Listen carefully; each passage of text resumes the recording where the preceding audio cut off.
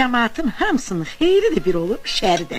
Uşaqlar da bir yerdə böyüyüblər. O qonşu bu qonşunun uşağının hayına qalıb, bu qonşu da o qonşunun. Elə ki görüblər, uşaqlar bir-birini göz qaş edirlər, əl-üstü nişanlayıblar.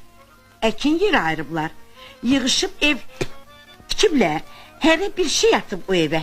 Mal-madar, xəl-xəlçə, yorğan döşək. Cavanlar evlənəndən sonra mülk sahibi olublar. Sonra onlar da başqalarını əl tutub da. Yaxşı demiş. Pullu toy edirləri. Hə, hədiyyə vezinə pul salır cəmaat. Adam başı 10 manat, 15 manat.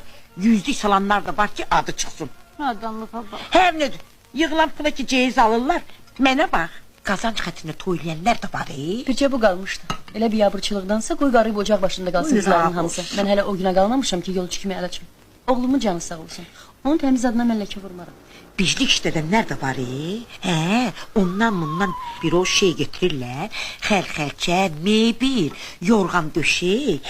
Ceyiz əvəzinə cəmaata göstərib, gözlərini kül üpürürlər. Sonra barıb qeytərirlər yesinə də. Kələkbazlıqla işimiz yoxdur bizim. Ömrümüz boyu halal dolanmışıq.